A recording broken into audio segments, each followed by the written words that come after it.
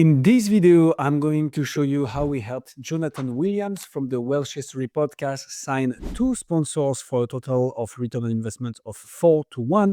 And I'm going to break down exactly how we did it in less than 2 months. I'm going to walk you through the whole very simple 3 steps process to the success involving the fact that your podcast audience is someone's ideal client, how to find and reach out to the perfect sponsors for your show, and how to price and negotiate your sponsorship deals. Without further ado, let's just get on with the show. We're going to walk through everything in this video. I'm going to show you exactly how we did it so you can literally take everything home and implement yourself. There is literally no secret in here. I'm going to walk you through everything. So, starting right away with the fact that your podcast is someone's ideal client. So, what do I mean by that? In this section, I want to cover 3 things. The first one is the number one mistake podcasters make when it comes to monetizing their podcast. The second one is large unqualified audience versus small niche audience. And I'm going to get back to this in a few seconds. And then how to understand who's your audience, the ideal client of.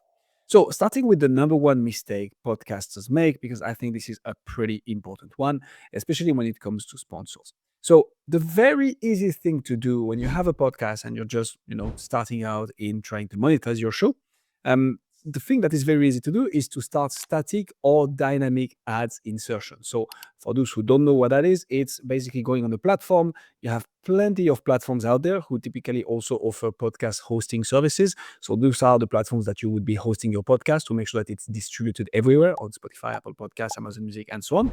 Those platforms like, just to name a few, Red Circle, Spreaker, Podbean, Buzzsprout, Megaphone, Spotify for podcasters, and so on. Most of those platforms propose to their podcast, to the podcast hosted on their platform, to say the least, to actually insert ads in their episode to start making money. And it's a very attractive offer because you're like, hey, I'm having a podcast. I just need to have episodes of a certain length to be able to apply for this. And then they propose you the ads, right? So those platforms make and do the work themselves of like finding the sponsors and be like, hey, I'm having 10,000 podcasts hosted on my platform, which account for a total of whatever million downloads every month. And, just propose me some ads. I'm going to propose them to my podcast, to the podcast hosted on my platforms. And I'm going to take a cut, obviously, but you're going to have to pay those podcasts. And in exchange, you're going to get exposure, right? It's basic advertising. So those platforms negotiate those deals directly. And they propose to the podcasters for a very little list of criteria to distribute and show those ads on those podcasts. It's very easy to set up for a podcaster because basically all the work is already done. You just need to select among a list of ads, the ones that you'd like to be on your show. You just need to wait usually a small delay, a small time to make sure that the sponsor and the platform approve that. And then here you go. You have some sponsors on your podcast episodes and you can start making money. Sounds amazing, right? But it is actually not that great once you really start looking into the details of it. What do I mean by that? So we've interviewed on our shows, Podcast Gurus, the founder of Buzzsprout. So here, the founder of Castos, who is another platform like this, the founder of Captivate, which is, again, another platform like this. Actually, it's funny that I didn't post all of them here. But the point is, we've talked to the founders of those platforms, which also have a strong business model with these advertising options for podcasters and for sponsors. And actually, the traditional, right, the standard CPM, so cost per mil, which means the amount of dollars you're going to get in exchange of showing a sponsor to 1,000 listeners, so 1,000 downloads, cost per mil is the number, the amount of dollars you're going to get for every thousands of downloads you are getting on your show per ad. So the standard price for this is somewhere between $10 and $25 of CPM. That means that for every 1,000 downloads that you're getting on an episode that has a specific ad, the advertiser of this ad is going to pay you somewhere between $10 and $25 before the platform's share, right? Because obviously the platform is going to take a cut on all this. It can vary between platforms here. It's not the whole point of this video to talk about this, but it's not insignificant. It will usually be somewhere between 10 and 25% of the total amount, which is something. And we even had some clients coming to us on certain platforms such as Podbean, but it's not at all to like throw rocks at Podbean. Other platforms apply this as well, depending on the quality of the audience as per the ad, right? Depending on what you're looking at exactly as an ad. We've seen as little as $1.84 CPM, right? So it can go very, very low. And with all that being said, remember, this is for 1,000 downloads. And actually, the number of podcasts getting 1,000 downloads per episode or even per month is very, very low. So, and we're going to get back to this in a few seconds. But if you're having a normal podcast, right, which is like among the 99% of performing podcasts, this means that you're getting probably just a few dozens, if not a few hundred downloads per episode. And per month, you are maybe flirting with a few thousands, if not dozens of thousands, which is really great. But even in the best case scenario, right? Even with, let's say, 100,000 downloads per month, you're only going to get actually, thanks to ads, about $200 to $300. So it is something. It is definitely better than nothing, but it is a very, very small return on investment as per the cost. Now, you might be thinking, oh, but I'm not paying for anything for that. That's true and not true at the same time, because what you're paying with is your audience's goodwill, right? The audience that you've built, that you've probably taken years to build, is now listening to these ads, and that tends to antagonize the audience, right? If it's done too poorly and if there are too much ads on this. But the whole point is you're actually saying to the audience, hey, now I'm monetizing this podcast. You have to listen to these ads, which might not be always relevant for the audience, right? This is the whole thing. This is also why they pay so little, is because if I'm an insurance company and I'm going to Red Circle to have an ad distributed on many, many, many podcasts, I know that this isn't going to be targeted, but I suppose that among this audience and the broad audience, there are going to be a few that are going to convert. But since I need to reach masses, I'm going to pay a low CPM.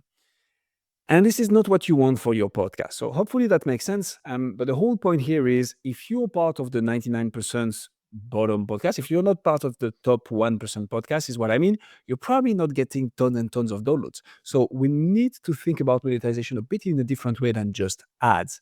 And this is where sponsorship enters into action. So I want to talk about having a large unqualified audience versus a small niche audience.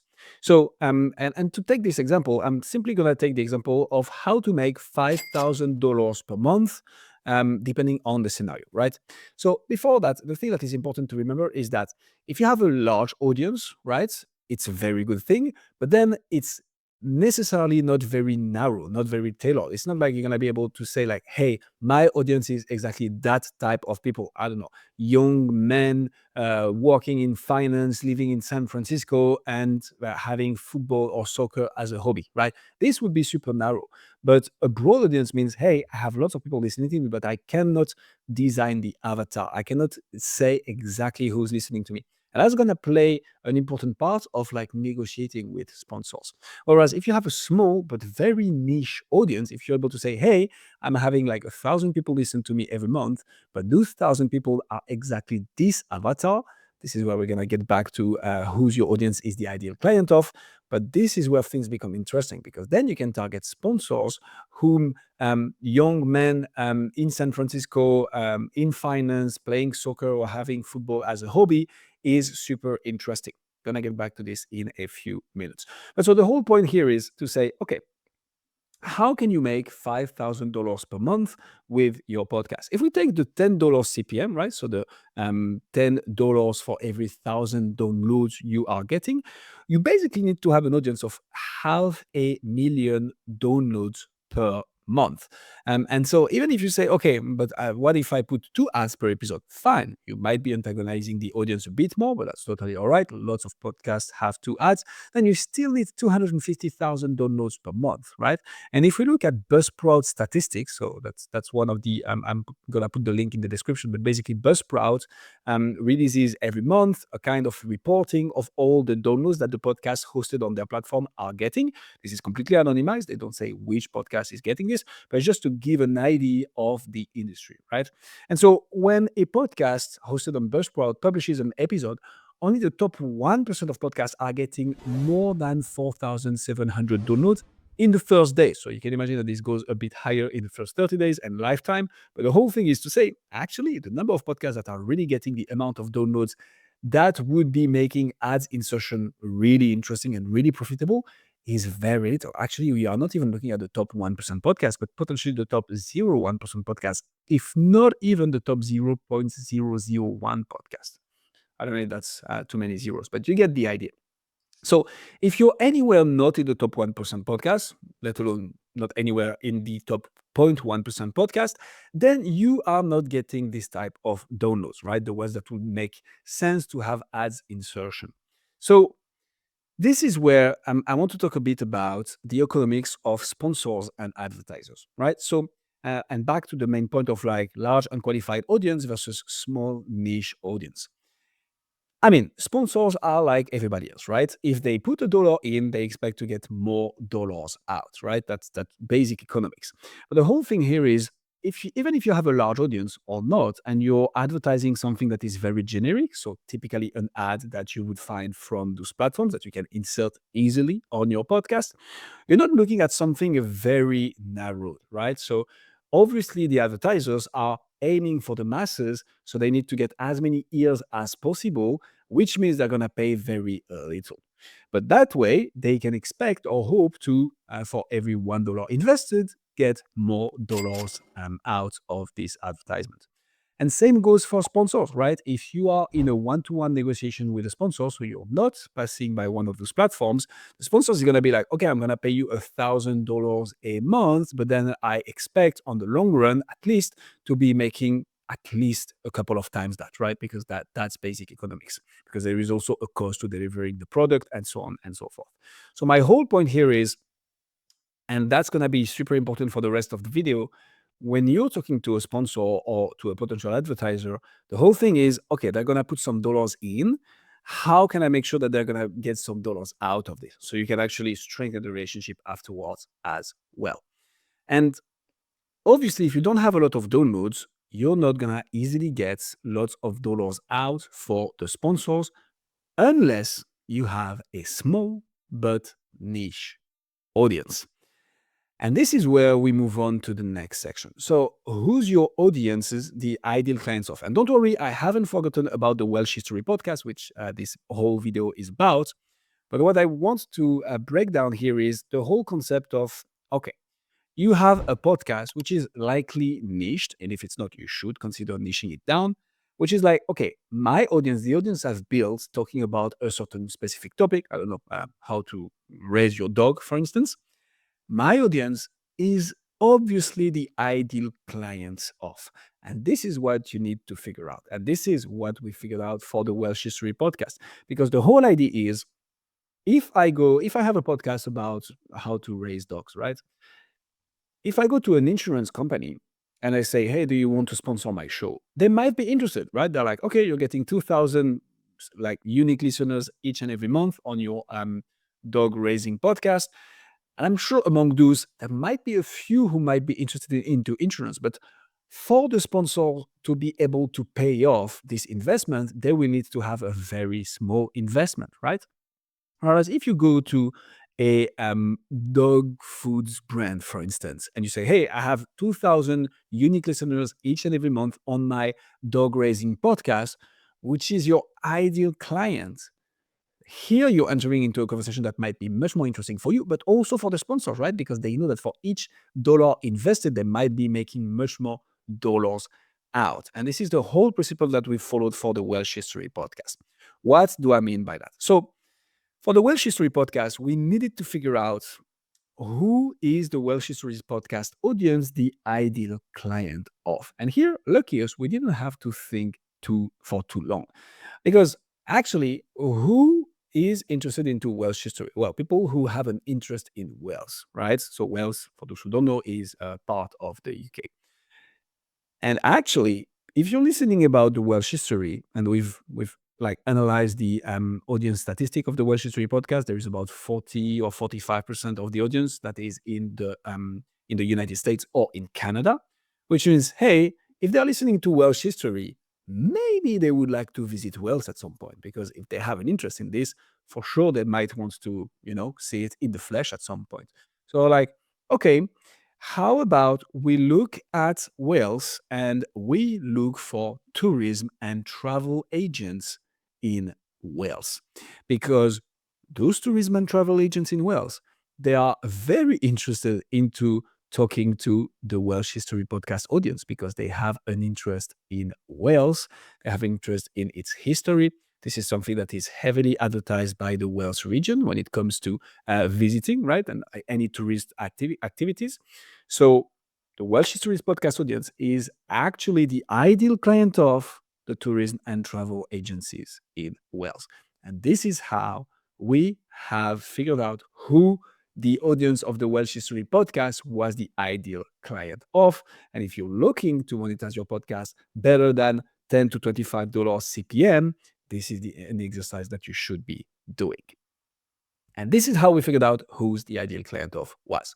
Now, once this is established, we need to find and reach out to those perfect sponsors, right? So we had a 4 steps process to do this.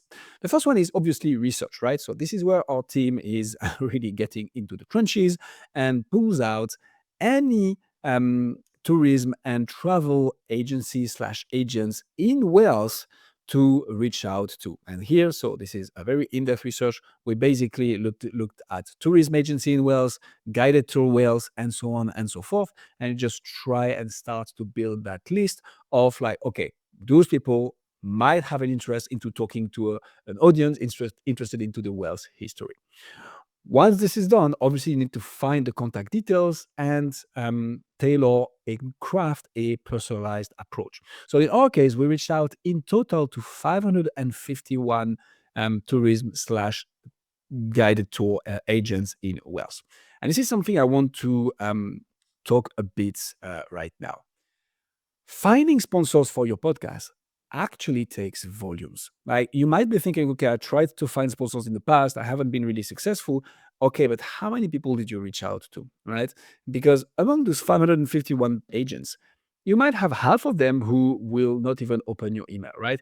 And half of those who open your email will just be like, okay, this is spam. And then, oh, that's not interesting. So you actually need to have big numbers to be able to, pull your string out of the I'm getting lost into a French expression here that might not make sense in English. But my whole point here is it actually takes volumes. You need to have a big list of potential sponsors so that along the way, when you start talking to the sponsors or picking their interest or negotiating pricing even, you can have more people in the pipelines to make sure that you end up closing a few. This is what it actually takes to find sponsors. But once you've done this, so you find the contact details. The way we find contact details are through tools like Hunter, Snov.io, Apollo.io that will look at public domains, right? And see if the email address of a specific person of a specific website has been made available on the internet at some point. And if so, it will return it to you. If you don't find the contact details, which was the case of a few people from our list, then you can try and reach out on LinkedIn or you can try and call. There are different ways that you can approach this whole thing. We wanted to make it automated. We have a certain funnel approach. So this is why we really wanted to reach out via email, but those are also other options. And so as you can see, we looked at all the websites of the agencies that we found. We've tried to find the main contact person of the said agency, and then we tried to find the contact details of those people. Once this is done, you need to start reaching out to those people. And here I want to talk about optimizing for open rate and click-through rate. So to take things a bit in reverse, so this is the copy that we are sending to people actually who might be interested into sponsoring the Welsh History podcast. So this is just a screenshot. If you're interested into this, just leave a comment in the video and I'm happy to send it to you for free.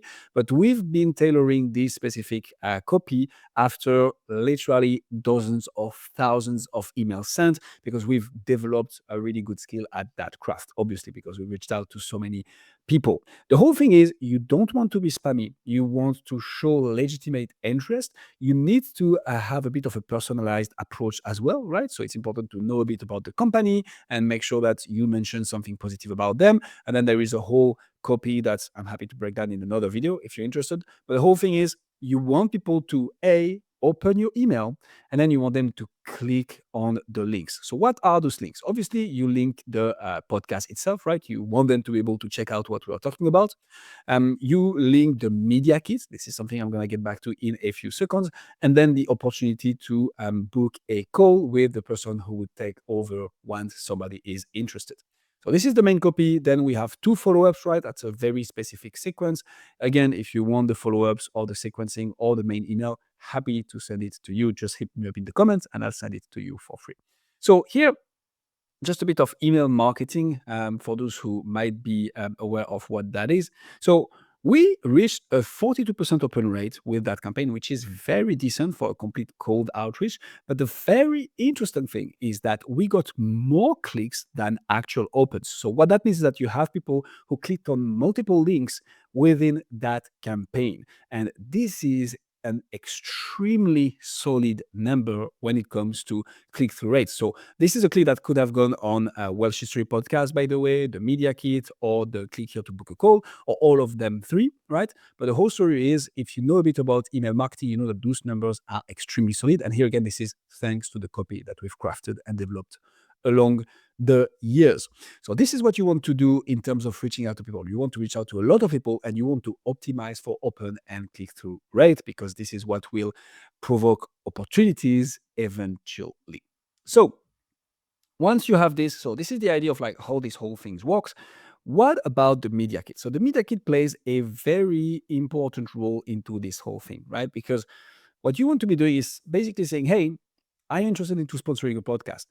By the way, this is why you might want to sponsor a podcast. You need to also educate people, because among those people that you're reaching out to, so in our case, 551 people, some will never have heard of the podcast, very likely, but most importantly, will never have really gotten into podcasting at all, right? This is not a medium they consume, or maybe not even a medium they believe in. So you need to do a bit of education here. This is why we've crafted a media kit template that we are leveraging for all our clients. And of course, you need to adjust each and everything.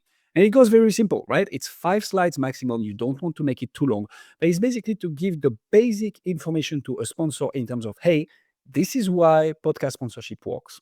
This is the opportunity that we are presenting to you with the Welsh History podcast. And this is how much it costs. So I'm going to break down each of those sections, but those are the 3 things that you really want to cover. So the first thing that we talk about is why invest in podcast sponsorships. And here we have 2 slides actually just on this. First of all, you want to name sources that they might be familiar with, right? So Acast, this is very a podcasting world thing. So not everybody knows Acast, but this is one of the biggest podcast advertising company out there.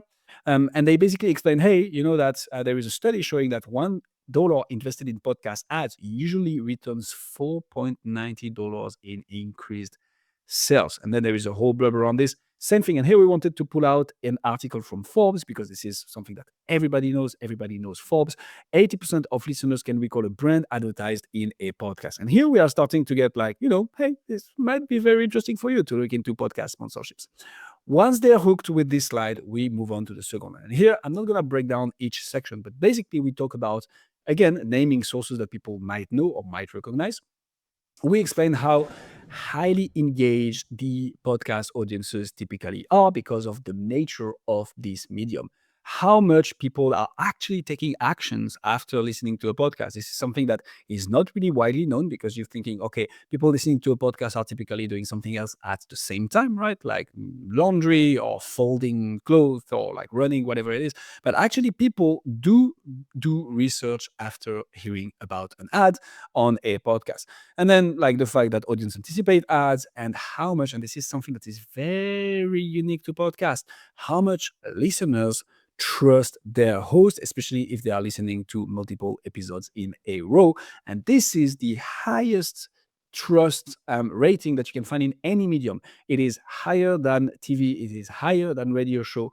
And the second is actually YouTube, with 44% versus 64% of podcast listeners who actively seek out podcasters and create time for their content. Here, usually the potential sponsors will be like, okay, this looks serious. Plus, on top of that, those guys reaching out are like doing this professionally. So this is a serious opportunity. This is also what you want to create in people's spirit. And this is what we created in potential sponsors of Welsh History Podcasts mind. Then you want to have a slide around the stats, right? You cannot walk around this. It is important to say, hey, if you invest in this, here is the actual audience, here is what's to be expected. So here, obviously, I'm not showing those numbers because they are private to the Welsh History Podcast. Spoiler alert, those are very good numbers. And the whole thing is to say, hey, here's how many people we reached out and we reached in the last 6 months on the different platforms. So just so you have an idea of like on average over a period of 6 months, this is how many people you will reach with your ads. Now, very important thing is if you're working with us, we are also expecting this audience to grow, right? And that's something that enters into consideration with sponsors, but that's a complete different thing. Once you have this, you obviously want to show a few options. So here, not going to enter into too many details, especially not the pricing ones. But the whole thing is to say, hey, we have different options, right? And it might be more or less expensive. You can have a premium approach, which means a shout out at the beginning and in the middle, or a less premium approach, which is just like, hey, in the middle or towards the end of the podcast episode.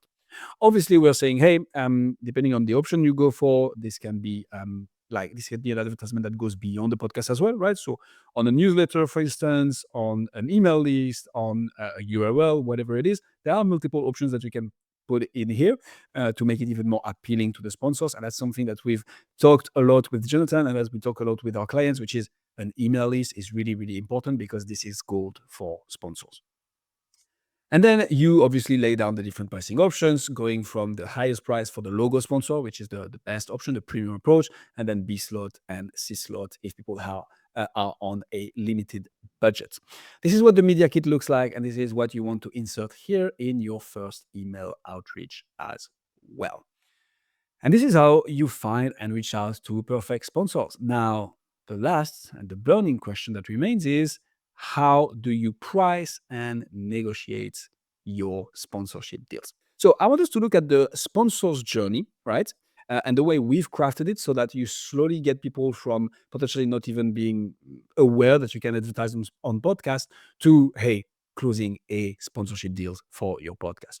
So the first thing that happens is obviously the potential sponsor receives your email, right? So nothing special here. It's just like if you have a good copy, if you have a compelling copy, if you're convincing, you might provoke more opportunities thanks to this. So it's really important to have a very good first email.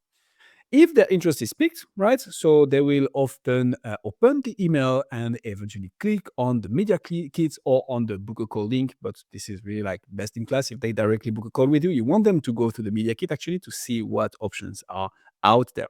This is also a way to make sure that anybody going beyond this is informed of the different pricing options, right?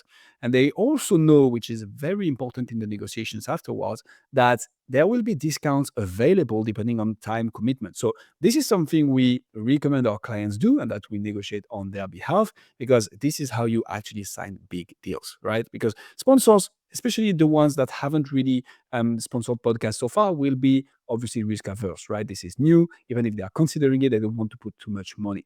But it's all about negotiation skills as of there. And it's also interesting to say, hey, just so you know, if you partner for the long run, we're obviously gonna make some preferential pricings, and that also provokes people to be like, "Hey, I'm interested into a more preferential pricing," but then they need to get into a call with you, which is how you get them to the next step. Once they are informed and okay, they know the pricing options, they have seen the media kit, they want to move forward, then they book a call with, in our case, in the case of Jonathan, it's with GHA Marketing. So we are negotiating on behalf of our clients when it comes to sponsorships, at least 99% of the way. There are obviously last discussion with the actual host to make sure that all interest and everything is perfectly aligned, but we handle the negotiations as well.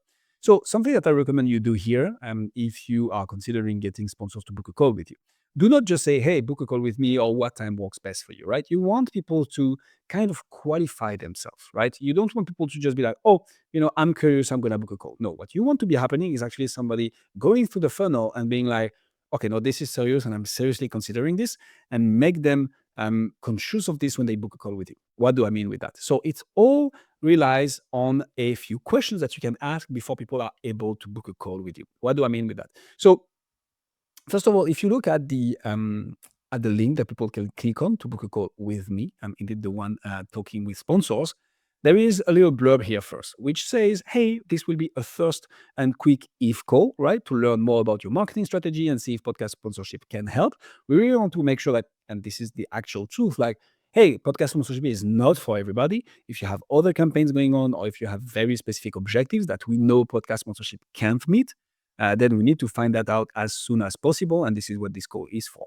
If then it makes sense, which is more often than not the case, then we can discuss about how we can make this happen. But this line is very important. And then you also want to remove any commitment slash sales pressure, right? The whole idea is not for people to think, okay, I'm booking this call and I'm expecting to be sold to, right? That's not what you want to provoke, and this is not what's actually happening. You want people to be understanding of the fact that, hey, okay, this is a first call, and if then it makes sense, we'll jump to another call to say, hey, okay, this is how we're going to make this work if we are to make this work.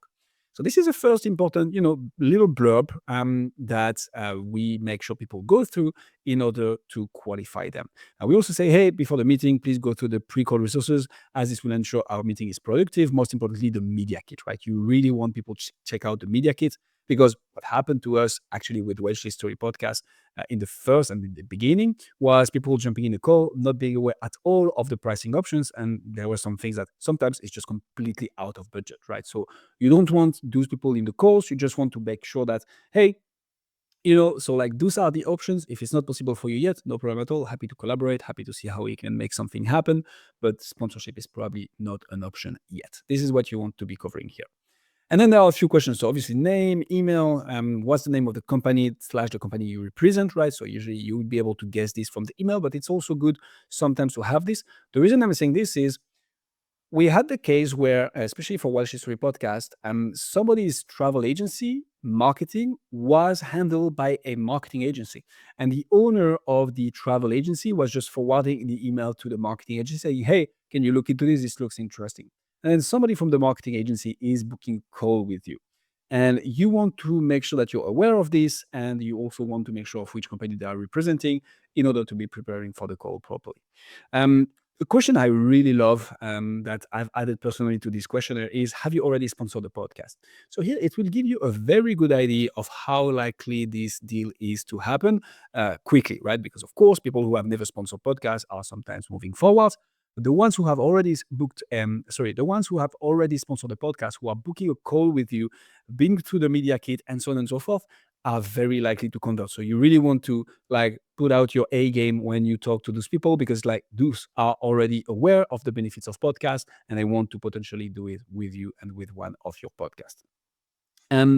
And then it's just a small thing to say, hey, can you confirm you've been through the media kit? We've had many, many cases before asking the question of people not going through the media kit. And here again, they arrive in the call saying, oh yeah, I was just curious. And I'm like, yeah, okay, but I'm sure you value your time and we value ours as well.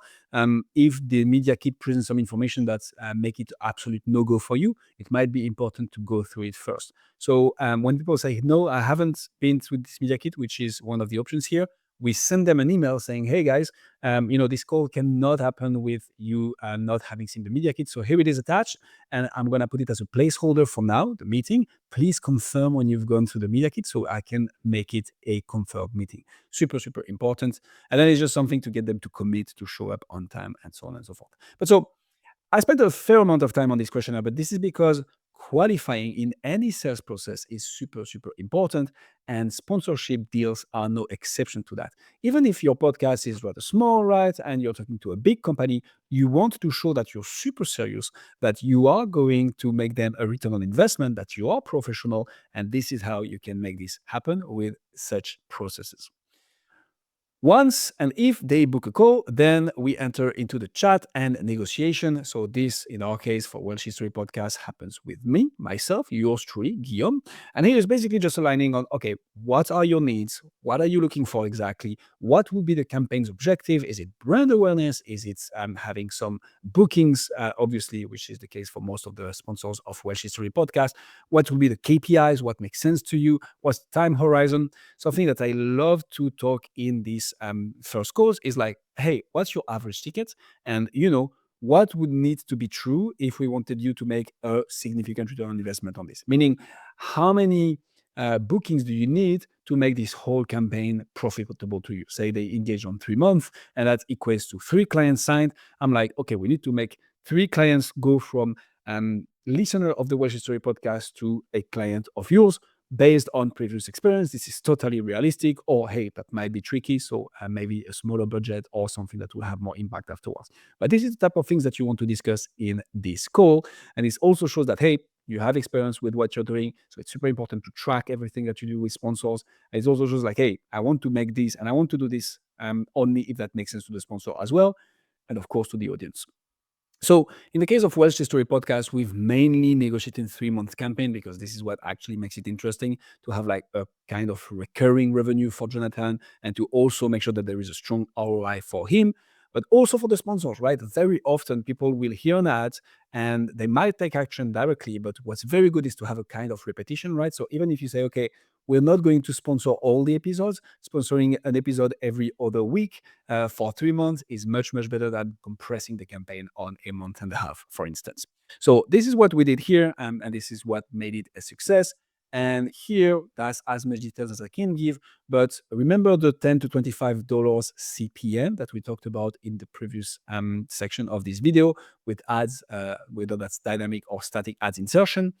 For the Welsh History Podcast, we are looking at minimum 300 to 500 CPM. So we are talking about 20 to 30 times this. So it actually takes much, much less downloads to make very good money. And this is per sponsor. So if you have a couple, right, whilst making sure that you're not antagonizing this audience, this can become very, very interesting. Now, obviously, because I know this section is also about pricing, right? Here, it will depend on many, many factors. You need to understand how valuable your audience is. And by that, I mean, every audience is valuable, but some audience have a much higher purchasing power than others, right? For instance, we have a client who is in the finance space, and anybody listening to him is senior level, if not executive, in a finance department in a 500 million plus company, right? All of a sudden, you're talking to individuals who have a very high purchasing power, but also a very high level of decision making and delegation in their company. So any person getting in front of this audience might have to pay a lot of dollars because they know that if they convert, they are going to make a lot of money. So it all depends on your audience, and this is something we need to look into in details. When we're looking at the Welsh History Podcast audience, it's usually people very well educated who are interested in history overall and who are considering some holidays and some trips to Wales, right? So if you look at the US population, for instance, when they go out on holidays, they are often spending a fair amount of money, especially compared to the average revenue in Europe. This is why we're like, hey, we're going to be able to price that very well in a way that makes sense for the sponsor, makes sense for us, and makes sense for the Welsh History Podcast, obviously. And last but not least, there is a second call happening. So if in the first call, we're like, yeah, makes sense. Okay, sounds good. This is what a partnership could look like. We need the validation and Jonathan vetting the decision, obviously. So this is where we jump into a second call where we get the sponsor to meet Jonathan, Jonathan to meet the sponsor. And this is where we confirm everything and make the payments happen. You want the payment to happen at the beginning, so it's out of the way, and then you can just focus on delivering value. And then the campaign starts. This is, in a nutshell, the sponsorship journey. I see this video is already rather long, so I'm not going to get into too much more details, but I hope this will help. This was helpful if you're considering a sponsor for your podcast or if you're already having sponsors, but it's not really going the way you want. I'm really hoping this video helped. If that's the case, and if you want help for your podcast and or sponsors, and you have at least 2,000 downloads per month, you can reach out to me on Instagram and we can have a chat. So this is my Instagram, Guillaume.Jouvencel. I just created it for this, so you can go ahead, hit me up and see if we can help you with your podcast. Cheers.